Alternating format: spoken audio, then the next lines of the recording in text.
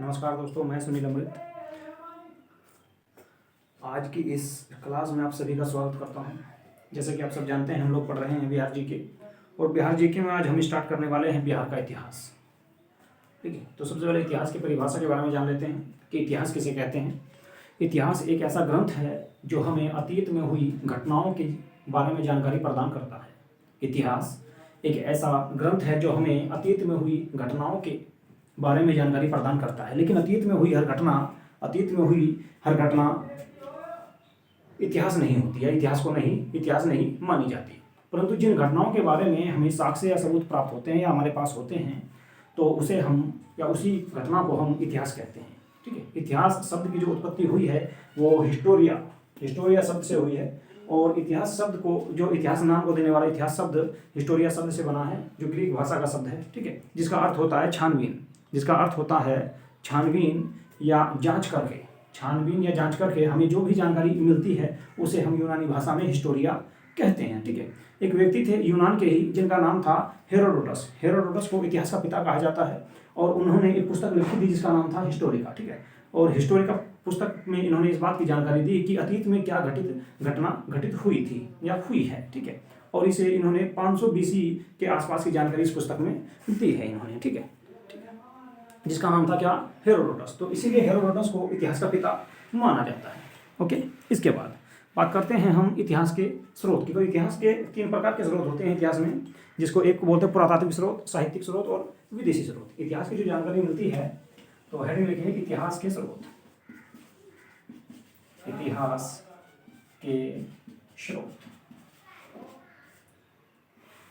इतिहास के स्रोत के बारे में, इतिहास की जानकारी कहाँ से प्राप्त होती है हमें, तो इतिहास की जानकारी हमें 3 चीज़ों से प्राप्त होती है। एक माना जाता है पुरातात्विक स्रोत।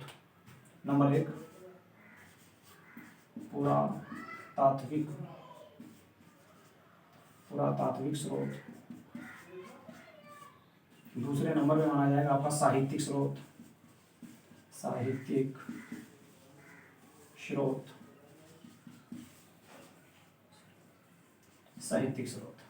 और नंबर 3 पे कह सकते हैं आप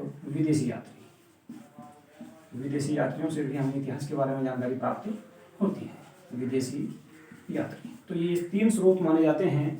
ठीक है, किसी भी इतिहास की जानकारी प्राप्त करने के बारे में या किसी भी इतिहास को जानने के बारे में हमें ये 3 प्रकार के स्रोत प्राप्त होते हैं। ठीक है, तो इन सब से हमें प्राप्त होगा। पुरातात्विक स्रोत के अंतर्गत क्या आता है आप सब जानते होंगे।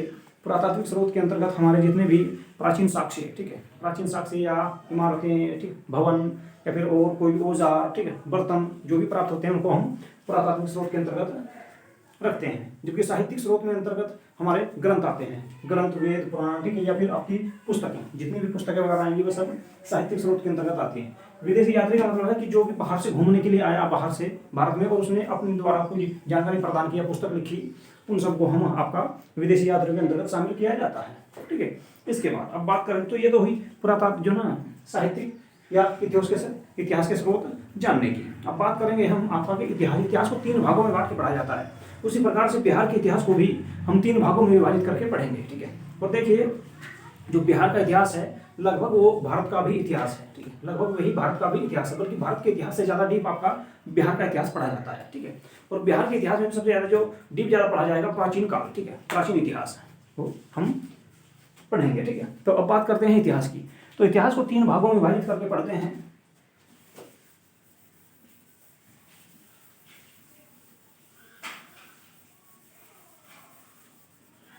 और आप सभी से बहुत अच्छी तरह से जानते भी हैं कि बिहार के इतिहास को 3 भागों में बांट के, बिहार का क्या, किसी भी इतिहास को 3 भागों में बांट के पढ़ा जाता है। नंबर 1 प्राचीन इतिहास। नंबर 2 मध्यकालीन इतिहास।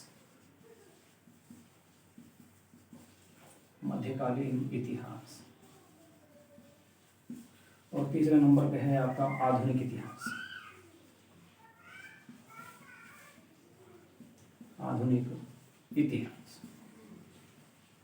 किसी भी काल के इतिहास को 3 भागों में बांट के पढ़ते हैं। नंबर 1 प्राचीन इतिहास, मध्यकालीन इतिहास, और नंबर 3 पे पढ़ा जाएगा आपका आधुनिक इतिहास। ठीक है, अब बात करते हैं प्राचीन की। तो सबसे पहले पढ़ेंगे प्राचीन। तो प्राचीन को भी 3 भागों में बांट के पढ़ा जाता है।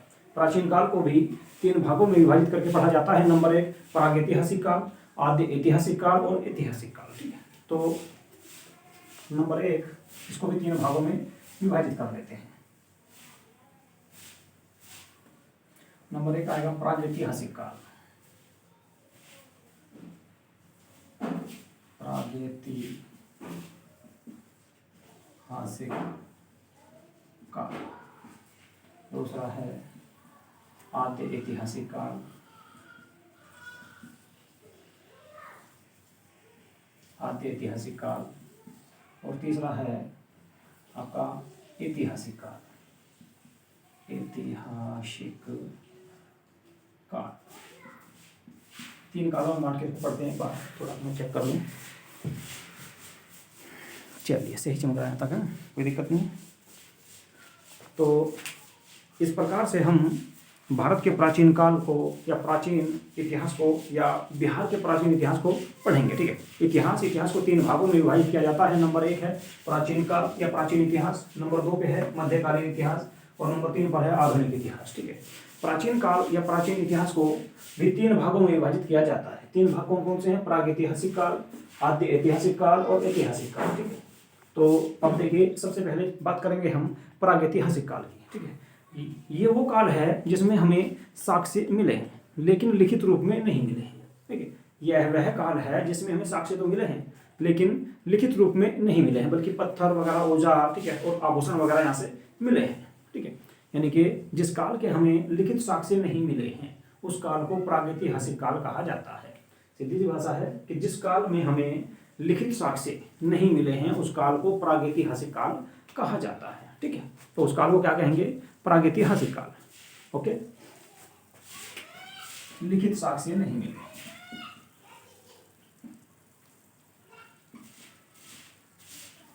लिखित साक्ष्य प्राप्त नहीं हुए हैं, उस काल को कहा जाएगा प्रागैतिहासिक काल। अब नंबर 2 बात करते हैं आद्य ऐतिहासिक काल का। ठीक है, यह वह काल है जिसमें हमें साक्ष्य मिले हैं। ठीक है, जिसमें हमें पुरातात्विक और लिखित दोनों प्रकार के साक्ष्य मिले हैं लेकिन उन लिखित साक्ष्यों को आज तक भी पढ़ा नहीं गया है। इसमें लिखित साक्ष्य नहीं मिले, यहाँ पर लिखित साक्ष्य मिले, लिखित साक्ष्य मिले। ठीक है, अब देखिए, प्रागैतिहासिक काल उस काल को कहते हैं जिस काल में हमें पुरातात्विक साक्ष्य मिले, यानी कि पत्थर के औजार, आभूषण आदि वगैरह मिले हैं, बर्तन वगैरह मिले हैं। ठीक है, दूसरी बात, प्रागैतिहासिक काल में लिखित साक्ष्य प्राप्त नहीं हुए हैं, अर्थात जिस काल में हमें लिखित साक्ष्य प्राप्त नहीं हुए हैं उस काल को हम प्रागैतिहासिक काल कहते हैं। ठीक है, दूसरी बात, आद्य ऐतिहासिक काल। आद्य ऐतिहासिक काल उस काल को कहते हैं जिस काल में हमें पुरातात्विक और लिखित दोनों प्रकार के साक्ष्य प्राप्त हुए हैं, जिस काल में हमें पुरातात्विक और लिखित दोनों प्रकार के साक्ष्य प्राप्त हुए हैं। ठीक है, लेकिन लिखित साक्ष्यों को आज तक भी पढ़ा नहीं गया है, उस काल को हम आद्य ऐतिहासिक काल कहते हैं, जैसे कि हड़प्पा सभ्यता। ठीक है, तो इसके अंतर्गत हम पढ़ेंगे क्या? हड़प्पा सभ्यता। अब बात करते हैं ऐतिहासिक काल की। तो ऐतिहासिक काल में लिखित साक्ष्य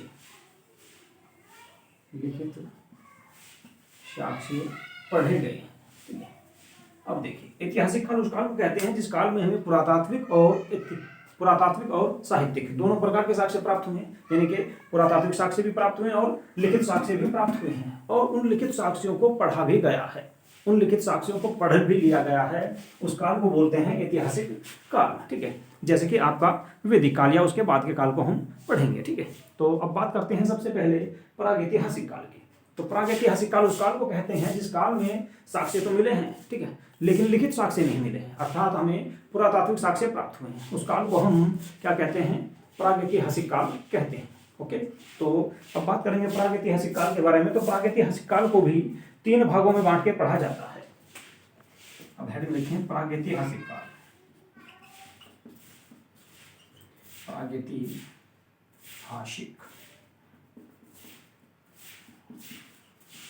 प्रागैतिहासिक काल,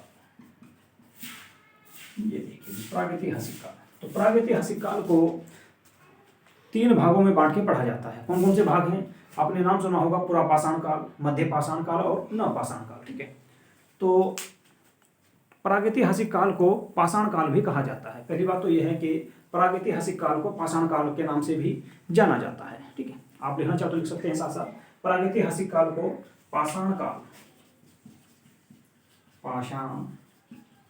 काल के नाम से भी जाना जाता है। और इस काल को 3 भागों में विभाजित किया जाता है। पाषाण काल को 3 भागों में विभाजित किया जाता है, या 3 भागों में बांटकर पढ़ते हैं। कौन कौन से? नंबर 1 पुरा पाषाण काल, पुरा पाषाण काल। दूसरा है मध्य पाषाण काल, मध्य पाषाण काल। और तीसरे को बोलते हैं नवपाषाण काल, नवपाषाण काल। ठीक है, तो पाषाण काल को या प्रागैतिहासिक काल को 3 भागों में बांट के पढ़ा जाता है। मैंने बताया आपको कि प्रागैतिहासिक काल को ही पाषाण काल भी कहते हैं, क्योंकि इस काल में जितने भी साक्ष्य प्राप्त हुए हैं लगभग पत्थर के प्राप्त हुए हैं, तो इसलिए पत्थर के नाम पर ही इसको पाषाण काल का नाम भी दिया जाता है। या इसी को आप जो है ना प्रागैतिहासिक काल को ही ताम्र पाषाण काल भी कहते हैं, क्योंकि अंत में इसमें जो है ना तांबे के साक्ष्य भी प्राप्त होंगे। ठीक है, तो प्रागैतिहासिक काल को पाषाण काल या ताम्र पाषाण काल के नाम से भी जाना जाता है। ठीक है, और पाषाण काल को 3 भागों में विभाजित किया जाता है। नंबर 1 है पुरा पाषाण काल, नंबर 2 मध्य पाषाण काल, नंबर 3 नव पाषाण काल। ठीक है, तो पुरा पाषाण काल के बारे में बात करते हैं। पुरा पाषाण काल की खोज यहाँ पे क्या हुआ, देखो आग की खोज कर ली गई थी। पुरा पाषाण काल में आग की खोज कर ली गई थी, लेकिन उसका उपयोग शुरू नहीं हुआ था। ठीक है, मेन जो पॉइंट है इसके मैं बता दूं आपको, पुरा पाषाण काल में आग की खोज कर ली गई थी, आग की खोज कर ली गई, लेकिन उसका उपयोग नहीं हुआ। उपयोग करना मानव ने नहीं जाना था। आग की खोज कर ली, लेकिन आग का उपयोग करना या आग का यूज करना मानव ने नहीं जाना था, तो उस काल को कहते हैं हम पुरा पाषाण काल। ठीक है, इसके बाद मध्य पाषाण काल की बात करें, जो मेन टॉपिक है उसमें मध्य पाषाण काल में पशुपालन की शुरुआत हो गई थी। मध्य पाषाण काल में मानव ने पशुपालन की शुरुआत कर दी थी। ठीक है, यानी कि पशुओं को पालना शुरू कर दिया था। ठीक है, क्योंकि नवपाषाण काल में मानव ने कृषि की शुरुआत कर दी थी और कृषि करना शुरू कर दिया था। जब मानव ने कृषि करना शुरू कर दिया तो एक जगह रुकना भी शुरू कर दिया था, यानी कि स्थायी निवास भी इसी में आएगा आपका। नवपाषाण काल में ही स्थायी निवास प्रारंभ कर दिया था मानव के द्वारा। ठीक है, यहाँ पर जो है स्थायी निवास भी करना शुरू कर दिया था। अब देखिए, जहाँ से क्वेश्चन ज़्यादातर पूछे जाते हैं ये प्राचीन काल से या प्रागैतिहासिक काल से, ये तो मैंने सी जानकारी होगी। मैंने बताया कि प्रागैतिहासिक काल को ही आपका पाषाण काल के नाम से जाना जाता है और उसे 3 भागों में विभाजित किया जाता है। नंबर 1 पुरा पाषाण काल, नंबर 2 मध्य पाषाण काल, नंबर 3 नव पाषाण काल। ठीक है, आपसे ज्यादातर पूछा जाता है कि पुरा पाषाण काल में आग की खोज किस काल में हुई, तो आग की खोज जो हुई थी पुरा पाषाण काल में ही हो गई थी, लेकिन आग का उपयोग करना मानव ने नहीं जाना था। आग का जो उपयोग करना जानेगा मानव वो हो जानेगा मध्य पाषाण काल में। ठीक है, अब मध्य पाषाण काल की बात करें तो इसमें पशुपालन की शुरुआत कर दी गई थी, मानव के द्वारा पशु पालने शुरू कर दिए गए थे। ठीक है, इसके बाद और आप सब जानते होंगे मानव के द्वारा पाला गया सबसे पहला जो पशु था वो कुत्ता था। ठीक है, वो कौन सा था? कुत्ता था। मानव के द्वारा पाला गया सबसे पहला जो पशु था वो कुत्ता था। अब बात करते हैं नवपाषाण काल की। नवपाषाण काल में मानव ने कृषि करना शुरू कर दिया था। अब जब कृषि करना शुरू कर देगा इंसान, ठीक है, मानव ने जब कृषि करना शुरू कर दिया तो सीधी सी बात है कि एक जगह रुकना भी प्रारंभ किया। ठीक है, जब तक वो फसल तैयार नहीं होगी उस स्थान पर रुकना शुरू किया, यानी कि स्थायी निवास। ठीक है, स्थायी निवास जो मानव ने शुरू किया वो किया नवपाषाण काल में। ठीक है, तो अब बात करते हैं पुरातात्विक स्रोतों की। ठीक है, कि कौन कौन से स्रोत कहाँ कहाँ से प्राप्त हुए हैं, चलिए इधर लिख देता हूँ। ठीक है, तो हेडिंग लिखो पुरातात्विक स्रोत। पुरातात्विक स्रोत।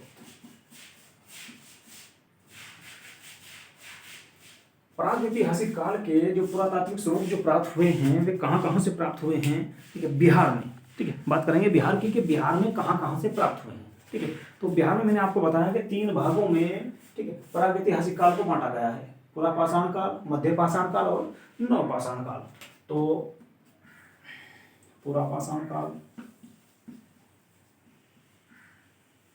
पुरा पाषाण काल, नंबर 2 मध्य पाषाण काल,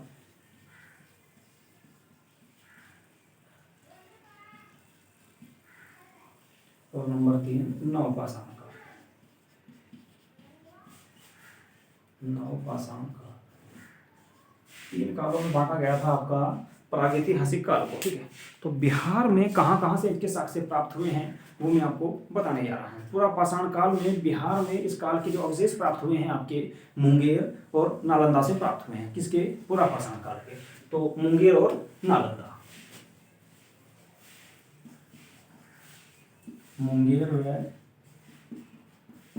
नालंदा से पूरा पाषाण काल के साक्ष्य प्राप्त हुए हैं, ठीक है। पुरातात्विक जो स्रोत प्राप्त हुए हैं पूरा पाषाण काल के, या फिर आप ये कह दो कि प्रागैतिहासिक काल में जो प्रथम काल था पूरा पाषाण काल के जो साक्ष्य प्राप्त हुए हैं मुंगेर और नालंदा से प्राप्त हुए हैं। इसके बाद बात करें तो मध्य पाषाण काल की, ठीक है। मध्य पाषाण काल के देखिए, मध्य पाषाण काल जो था इस काल के बिहार से कहीं से भी साक्ष्य प्राप्त नहीं हुए हैं, ठीक है। तो इसमें आप लिख सकते हैं कि साक्ष्य प्राप्त नहीं हुए हैं, साक्ष्य नहीं मिले। बिहार के किसी भी स्थान पर मध्य पाषाण काल के साक्ष्य प्राप्त नहीं हुए हैं, ठीक है। अब बात करें नवपाषाण काल की, तो नवपाषाण काल के जो प्रथम जो साक्ष्य प्राप्त हुए हैं वो बिहार में एक स्थान पड़ता है चिरांद। चिरांद नामक स्थान से बिहार के साक्ष्य नवपाषाण काल के साक्ष्य प्राप्त हुए हैं। कहाँ से? चिरांद, बिहार के चिरांद से, ठीक है, नवपाषाण काल के साक्ष्य प्राप्त हुए हैं। तो यहाँ से देखिए चिरांद से ही भारी मात्रा में अस्थि पंजर और पोलिश हुए बर्तन, ठीक है, बर्तन पत्थर के, ठीक है, पत्थर के जो बर्तन प्राप्त हुए हैं यहीं से प्राप्त हुए हैं। कहाँ से? चिरांद से। चिरांद से भारी मात्रा में, तो यहाँ से अस्थि पंजर, भारी मात्रा में अस्थि पंजर प्राप्त हुए हैं और यहीं से पत्थर के बर्तन पोलिश हुए, पोलिश हुए पत्थर के बर्तन, पत्थर के बर्तन भी कहाँ से प्राप्त हुए हैं? चिरांद से। तो आपसे एग्जाम में पूछा जाएगा कि अस्थि पंजर के साक्ष्य कहाँ से प्राप्त हुए हैं, तो बिहार के चिरांद से। या फिर आपसे पूछ ले कि पत्थर के जो बर्तन मिले हैं जिन पे पॉलिश हो रही थी वो कहाँ से प्राप्त हुए हैं, ये मिले हैं जी आपके चिरांद से। चिरांद कहाँ पे है? तो चिरांद एक जिला पड़ता है बिहार में, सारण जिले में चिरांद नामक स्थान है, ठीक है, सारण जिले में चिरांद नामक स्थान है। इसके बाद अन्य साक्ष्य नवपाषाण काल के कहाँ कहाँ से मिले हैं? आपने नाम सुना होगा चेचनार, अन्य साक्ष्य नवपाषाण काल के अन्य साक्ष्य कहाँ कहाँ से प्राप्त हुए हैं? तो एक है चेचनार, ठीक है। चेचनार जो पड़ता है आपका, चेचनार या चेचनार कह लो उसको, ये पड़ता है वैशाली में,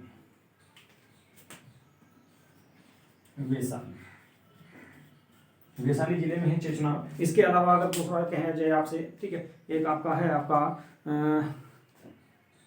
सेनवर पड़ता है रोहतास जिले में। एक है मोनार, सेनवर और मोनार से भी साक्ष्य प्राप्त हुए हैं, ठीक है। सेनवार या सेनुवार, ठीक है, सेनवार या सेनुवार जो पड़ता है आपका, ये पड़ता है जी आपका रोहतास जिले में और ये पड़ता है पटना जिले में, रोहतास जिले में, और ये पड़ता है पटना। इनके अलावा गया से भी नवपाषाण काल के साक्ष्य प्राप्त हुए हैं, ठीक है। इसके अलावा गया से भी नवपाषाण काल के साक्ष्य प्राप्त हुए हैं, ठीक है। तो पुरातात्विक स्रोत कहाँ कहाँ से प्राप्त हुए हमें हम बात करते हैं पुरातात्विक शास्त्र में। पूरा पाषाण काल के जो साक्ष्य प्राप्त हुए मुंगेर और नालंदा से प्राप्त हुए हैं। जबकि इसके बाद बात करें मध्य पाषाण काल की, तो मध्य पाषाण काल के बिहार में कहीं भी साक्ष्य प्राप्त नहीं हुए हैं। इसके बाद बात करें नवपाषाण काल की, नवपाषाण काल में चिरांद बहुत फेमस है, चिरांद बहुत प्रसिद्ध भी है, ठीक है। और यहाँ से कई साक्ष्य प्राप्त हुए जो सारण जिले में है, अस्थि पंजर मिले हैं यहाँ से, और पोलिश हुए पत्थर के बर्तन भी यहीं से प्राप्त हुए हैं। इसके बाद अन्य क्षेत्र कौन कौन से हैं? तो चेचनार वैशाली में पड़ता है, सेनुवर रोहतास जिले में पड़ता है, और इसके बाद मोनार पड़ता है आपका पटना जिले में, और इसके अलावा गया, यहाँ से भी, ठीक है, पुरातात्विक स्रोत प्राप्त हुए हैं, ठीक है। इसके बाद अब बात करें कि ताम्रयुग या तांबे के जो साक्ष्य प्राप्त हुए हैं कहाँ कहाँ से प्राप्त हुए हैं, ठीक है। तो इस युग के बिहार में 2 स्थान प्रमुख रूप से हैं जिनमें इस काल के साक्ष्य प्राप्त हुए हैं। एक है सोनपुर, गया में पड़ता है, और दूसरा रोहतास, ठीक है। तो बात करें ताम्रयुग की या तांबे के साक्ष्य कहाँ से प्राप्त हुए हैं?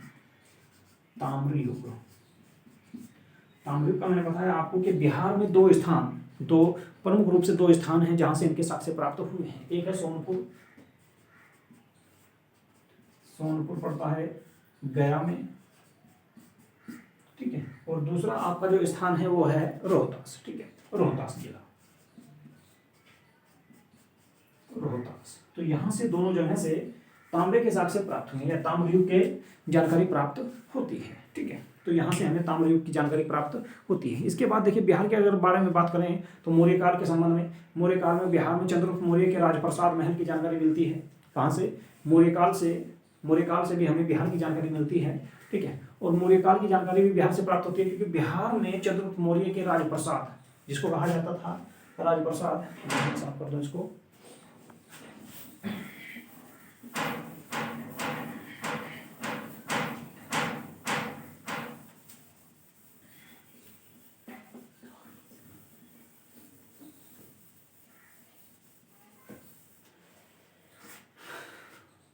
इधर से साफ कर देता हूँ एक बार, सूख जाएगा।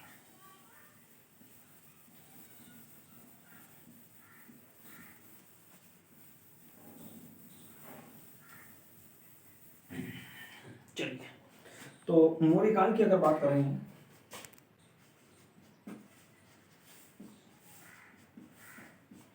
मौर्य काल की जानकारी भी हमें बिहार से प्राप्त होती है क्योंकि बिहार में, ठीक है, बिहार में चंद्रगुप्त मौर्य के राजप्रसाद की जानकारी प्राप्त होती है। जो महल था उनका, ठीक है, उसको कहा जाता था राजप्रसाद,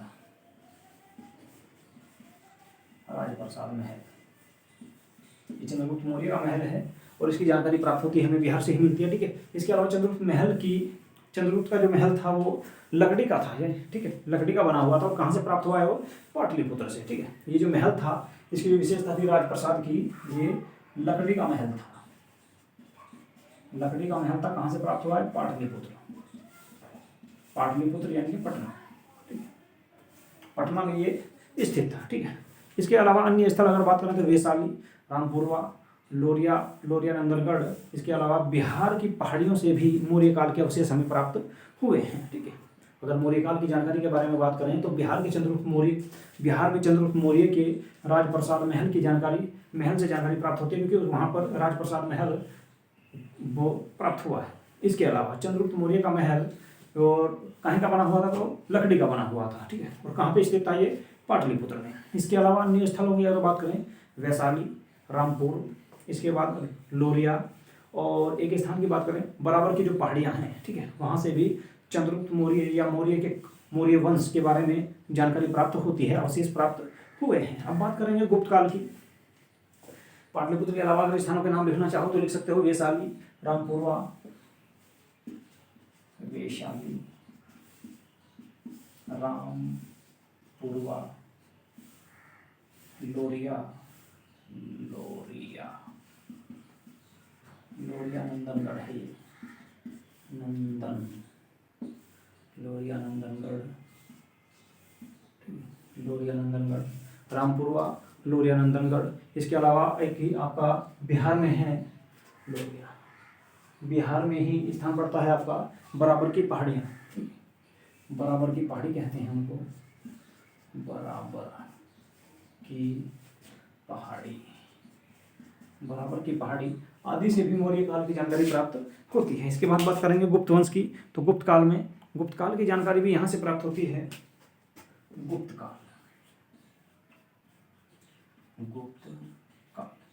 काल के बारे में देखिए, ठीक है। गुप्त काल के बारे में आपको पता होगा, बिहार का एक स्थान जिला है नालंदा, मुंगेर और सुल्तानगंज, ठीक है। यहाँ से गुप्त काल की जानकारी प्राप्त होती है। इसके अलावा गया से भी एक गुप्तकालीन विष्णु मंदिर की जानकारी प्राप्त हुई है, ठीक है। तो लिख लो नालंदा, मुंगेर व सुल्तानगंज,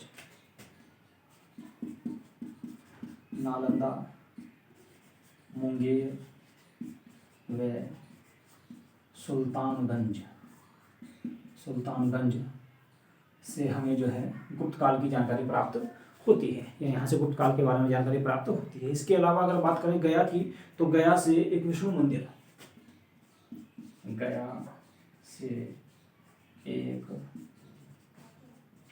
विष्णु मंदिर प्राप्त हुआ है, विष्णु मंदिर की जानकारी प्राप्त हुई है जो गुप्त काल में ही बनवाया गया था, ठीक है। जबकि मैं आपको बता दूं मंदिर निर्माण की शुरुआत गुप्त काल से ही हुई थी और भारत का पहला मंदिर माना जाता है आपका उत्तर प्रदेश में जिला पड़ता है ललितपुर। ललितपुर में, ठीक है, बनवाया गया था दशावतार मंदिर, ठीक है, ललितपुर जिले में है जो देवगढ़ नामक स्थान पर, ठीक है, उसे भारत का सबसे प्राचीन मंदिर या सबसे पहला मंदिर या दुनिया का पहला मंदिर माना जाता है, ठीक है। तो मंदिर काल की जो निर्माण हुई थी, मंदिरों का जो निर्माण प्रारंभ हुआ था वो हुआ था गुप्त काल से, ठीक है। और भारत का जो सबसे पहला मंदिर माना जाता है वो माना जाता है देवगढ़ का दशावतार मंदिर।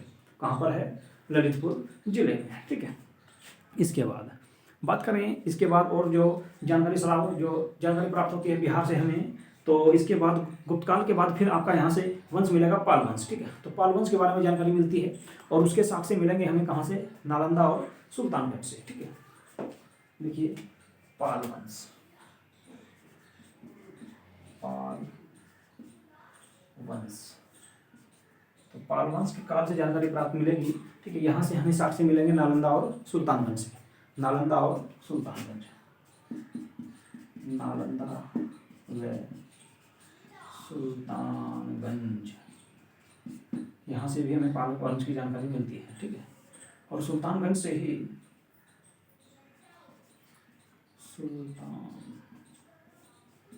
को बता दूं, सुल्तानगंज से ही बुद्ध की एक कांसे की मूर्ति प्राप्त हुई, जो कौन से काल में बनी थी? पाल वंश में या पाल काल में, ठीक है। सुल्तानगंज से ही 1962 ईस्वी में 1962 ईस्वी कांसे की मूर्ति प्राप्त हुई है, ठीक है। कहाँ से? सुल्तानगंज से। 1962 में प्राप्त हुई थी, ये आपकी कांसे की मूर्ति थी।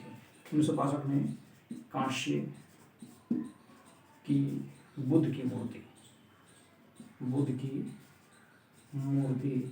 मिली है, बुद्ध की मूर्ति मिली है। कब? 1962 ईस्वी में।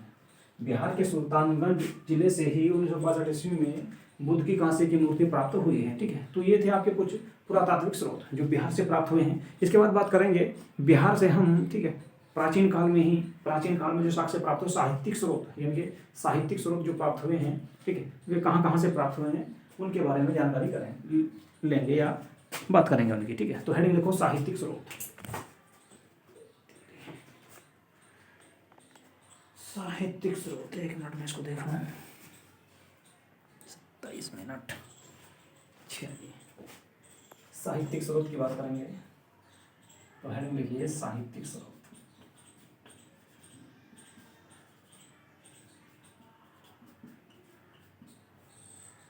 ये अभी तक हमने पढ़े हैं पुरातात्विक स्रोत, अब बात करेंगे साहित्यिक स्रोत की, ठीक है। साहित्यिक स्रोत यानी कि जो लिखित में प्राप्त हुए, मैंने बताया था आपको कि जो लिखित में प्राप्त हुए हैं उनको साहित्यिक स्रोत कहा जाता है, ठीक है। तो सबसे पहले बिहार की जानकारी अगर बात करें कहाँ से प्राप्त हुई, तो सबसे पहले बिहार की जानकारी प्राप्त होती है आपकी अथर्ववेद और पंचविश ब्राह्मण से, ठीक है। अथर्ववेद और पंचविश ब्राह्मण से सबसे पहले बिहार की जानकारी प्राप्त होती है।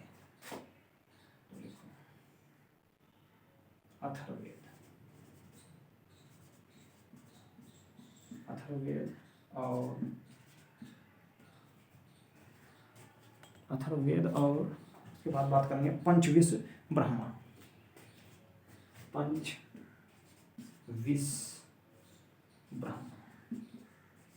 पंचविश ब्राह्मण से सबसे पहले बिहार के बारे में जानकारी प्राप्त होती है, ठीक है। दोनों से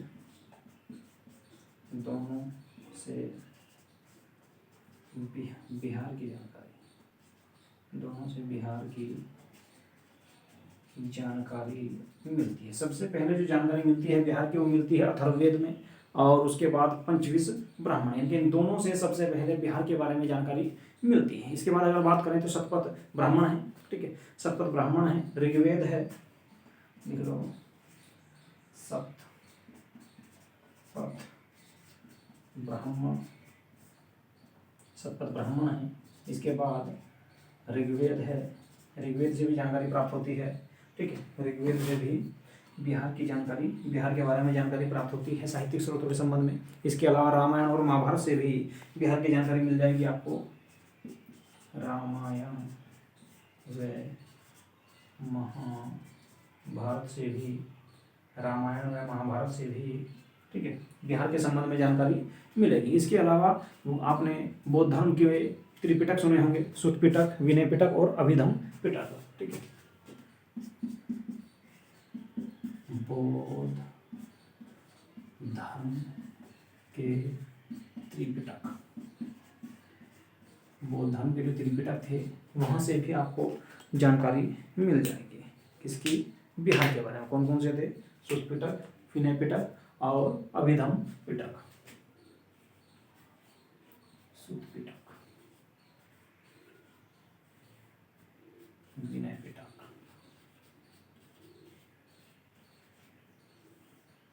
और एक था अभिधम पिटक।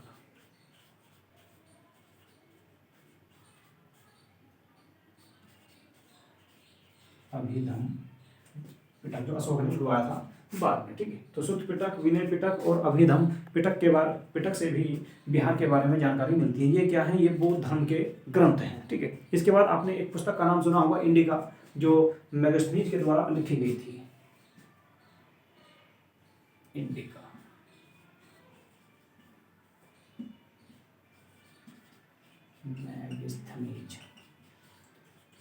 मेगास्थनीज की पुस्तक इंडिका से भी बिहार के बारे में जानकारी प्राप्त होती है। इसके बाद बिहार शब्द का जो प्रथम उल्लेख है हमें कहाँ से मिलता है? अथर्ववेद और पंचविंश ब्राह्मण से ही सबसे पहले हमें बिहार शब्द की जानकारी मिलती है या बिहार के बारे में जानकारी मिलती है, ठीक है। इसके अलावा अगर दूसरी बात करें कि और कौन से स्रोत हैं, इसके अलावा आपने एक पुस्तक पढ़ी होगी, कल्हण की पुस्तक राजतरंगिणी।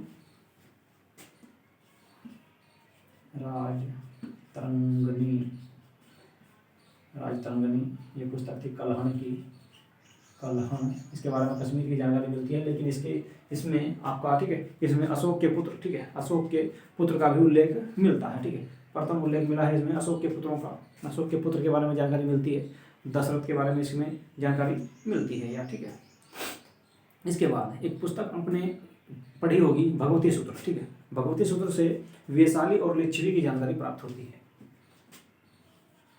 भगवती सूत्र, ये भगवती सूत्र जो था जैन धर्म का ग्रंथ था।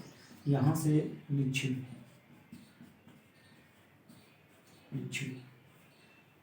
यहाँ से लिच्छवी और वैशाली के बारे में, लिच्छवी व वैशाली महाजनपद के बारे में जानकारी प्राप्त होती है, ठीक है। भगवती सूत्र से लिच्छवी व वैशाली के बारे में जानकारी प्राप्त होती है, ठीक है। तो ये कुछ ग्रंथ थे आपके, कौन से? साहित्यिक स्रोत। साहित्यिक स्रोत में अथर्ववेद, पंचविंश और ब्राह्मण जो थे, यहाँ से सबसे पहले बिहार के बारे में जानकारी मिलती है। बिहार शब्द की जो सबसे पहली जानकारी मिलती है उसके बारे में आपसे एग्जाम में पूछा जाएगा कि बिहार की जानकारी या बिहार शब्द की जानकारी सबसे पहले किस पुस्तक में या किस ग्रंथ में मिली है? तो वो था अथर्ववेद, ठीक है, और पंचविंश ब्राह्मण, इन दोनों में बिहार की जानकारी मिलती है। इसके अलावा शतपथ ब्राह्मण, ऋग्वेद, रामायण, महाभारत में भी बिहार के बारे में जानकारी प्राप्त होती है। अब इसके बाद बात करें बौद्ध धर्म में, तो बौद्ध धर्म के 3 पिटक थे आपके, त्रिपिटक जिन्हें कहा जाता है, ठीक है। एक था सुत्त पिटक, विनय पिटक, एक था अभिधम पिटक। इन तीनों पिटकों में, इन तीनों ग्रंथों में भी बिहार के बारे में जानकारी प्राप्त होती है। इसके अलावा बात करें इंडिका, मेगास्थनीज की जो पुस्तक थी, इसमें भी बिहार की जानकारी प्राप्त होती है। और इसके बाद राजतरंगिणी, कल्हण, इसमें भी, कल्हण की जो पुस्तक थी इसमें भी जानकारी प्राप्त होती है। और इसके अलावा अगर बात करें भगवती सूत्र, भगवती सूत्र में लिच्छवी और वैशाली जैसे महाजनपद की जानकारी प्राप्त होती है, ठीक है। तो ये थे आपके साहित्यिक स्रोत। इससे पहले पढ़े हमने पुरातात्विक स्रोत, ठीक है। अब बात कर लेते हैं विदेशी यात्रियों की। कौन कौन से विदेशी यात्री थे जो बिहार आए, जिनसे बिहार के बारे में जानकारी प्राप्त होती है, ठीक है। तो हेड लिखो विदेशी यात्री। विदेशी यात्री, तो विदेशी यात्रियों की बात करेंगे। विदेशी यात्रियों के संबंध में अगर बात करें तो 399 एडी में एक चीनी यात्री फायान, ठीक है, फायान से बिहार की जानकारी प्राप्त होती है, जो चंद्रगुप्त द्वितीय के दरबार में आया था, ठीक है। सॉरी, एडी कह रहा हूँ मैं, बीसी में, ठीक है। 399 बीसी में चीनी यात्री फायान, तो लिखो 399 बीसी में कौन आया? फायान, फायान, ठीक है। कौन था ये? चीनी यात्री, चीनी यात्री। किसके दरबार में आया? चंद्रगुप्त मौर्य। चंद्रगुप्त मौर्य नहीं है ये, चंद्रगुप्त द्वितीय के काल में आया था, ठीक है। तो एडी, तो ये एडी ही आएगा, बीसी नहीं आएगा। 399 एडी में ये चंद्रगुप्त द्वितीय के काल में आया, एडी में, ठीक है। तो इससे भी बिहार के संबंध में जानकारी मिलती है, बिहार की जानकारी प्राप्त होती है। ये किसके दरबार में आया था? चंद्रगुप्त मौर्य के, चंद्रगुप्त द्वितीय के दरबार में आया था, ठीक है। तो 399 ईस्वी में एक चीनी यात्री फाहियान भारत की यात्रा पर आया और उसने, ठीक है, चंद्रगुप्त मौर्य के दरबार में ये आया था, इसलिए यहाँ से भी बिहार के संबंध में जानकारी प्राप्त होती है। इसके अलावा 629 एडी में एक चीनी यात्री ह्वेनसोंग हर्षवर्धन के काल में आया था, ठीक है, जो पुष्यभूति वंश का महान शासक था हर्षवर्धन, उसके काल में 629 ईस्वी में, 629 एडी में, ठीक है, ह्वेनसोंग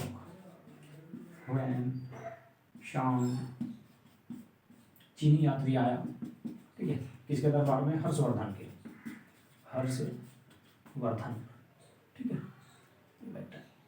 हर्षवर्धन के दरबार में, ठीक है। हर्षवर्धन जो था पुष्यभूति वंश या वर्धन वंश, पुष्यभूति वंश या इसी को बोलते थे वर्धन वंश, ठीक है, वर्धन वंश का महान शासक था हर्षवर्धन। तो इसके दरबार में 629 ईस्वी में ह्वेनसोंग नामक चीनी यात्री आया था और इसी के द्वारा एक पुस्तक लिखी गई थी, बहुत प्रसिद्ध पुस्तक है जिसका नाम सुना होगा आपने, सी यू की, ठीक है। उस पुस्तक में जानकारी प्राप्त होती है। इनकी पुस्तक कौन सी थी? सी यू की नामक पुस्तक इन्होंने लिखी थी और इस पुस्तक में इन्होंने अपनी यात्रा का उल्लेख किया है, अपनी यात्रा के बारे में इन्होंने बताया और भारतीय साम्राज्य या भारत के पूरे संपूर्ण भारत का लगभग इन्होंने इसमें वर्णन किया है। यहाँ से आपकी जो है, तो ये दो विदेशी यात्री थे जिनसे बिहार के संबंध में जानकारी प्राप्त होती है। तो हम बिहार जीके पढ़ रहे हैं और बिहार में किस यात्रियों से हमें बिहार के बारे में जानकारी प्राप्त होती है? तो एक तो 399 ईस्वी में फाहियान नामक चीनी यात्री भारत की यात्रा पर आया था, चंद्रगुप्त मौर्य के दरबार में आया, तो यहाँ से बिहार की जानकारी प्राप्त होती है। इसके अलावा 629 एडी में ह्वेनसोंग नामक यात्री हर्षवर्धन, जो पुष्यभूति वंश या वर्धन वंश का महान शासक था, उसके काल की जानकारी प्राप्त होती है या बिहार की जानकारी प्राप्त होती है और इसकी पुस्तक थी सी यू की। इस पुस्तक में इन्होंने अपनी यात्रा का वर्णन किया है। इसके अलावा बात कर रहे, तो ये थे विदेशी यात्री। अब बात करें सिक्कों की। सिक्कों से भी बिहार के बारे में जानकारी प्राप्त होती है। प्राचीनतम सिक्के, जिन्हें आहत सिक्के या पंचमार्क सिक्के कहा जाता था, ठीक है, कहाँ से प्राप्त हुए हैं? तो बात कर लेते हैं सिक्कों की। तो सबसे पहले जो सिक्के माने जाते हैं उन्हें आहत सिक्के या पंचमार्क सिक्के के नाम से जाना जाता है।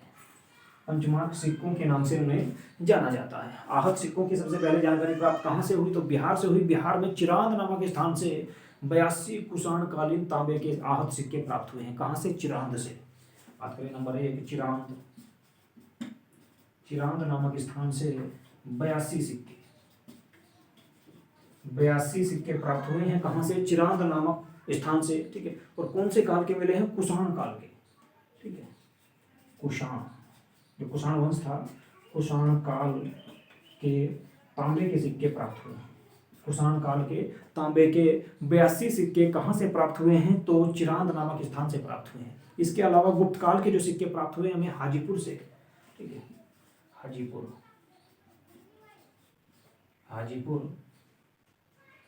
से गुप्त काल के सिक्के प्राप्त हुए।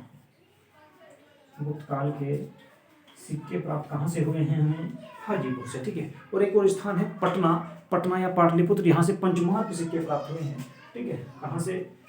तो पटना से। यहाँ पे लिख देता हूँ मैं, पटना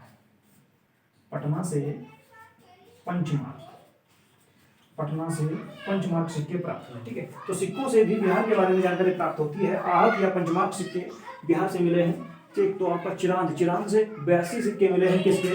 कुषाण वंश के। कुषाण कालीन सिक्के प्राप्त हुए हैं, ठीक है। कुषाण कालीन सिक्के प्राप्त हुए हैं कहाँ से? हमें चिरांद से। इसके अलावा और एक किसके थे? तांबे के सिक्के थे, ठीक है। इसके अलावा हाजीपुर से गुप्त कालीन सिक्के मिले हैं। पटना से पंचमार्क सिक्के मिले हैं, ठीक है। इसके बाद बात करें अगर मगध में चांदी, ठीक है, चांदी के जो सिक्के थे, चांदी के सिक्कों को पण कहा जाता था, जबकि तांबे के सिक्कों को मस्क और सोने के सिक्कों को निष्का कहा जाता था, ठीक है। तो ये भी थोड़ा सा जानकारी है, आप इसके बारे में भी लिख सकते हैं। बिहार में या मगध साम्राज्य में, ठीक है, मगध में, ठीक है, मगध में जो सिक्कों को कहा जाता था किस किस नाम से जाना जाता था, तो चांदी के जो सिक्के होते थे उसको मगध में पण कहा जाता था। पण, किसको? चांदी के सिक्के, चांदी के सिक्के को पण कहा जाता था। कहाँ पे? मगध में। इसके अलावा बात करें तांबे के सिक्के को, तो तांबे का जो सिक्का था, तांबे के सिक्के को मस्क, मस्क कहा जाता था तांबे के सिक्के को। तांबे के सिक्के को मगध में मस्क कहा जाता था। और बात करें अगर सोने के सिक्के की, तो सोने के सिक्के को निस्क कहा जाता था। निस्क, निस्क कहा जाता था सोने के सिक्के को।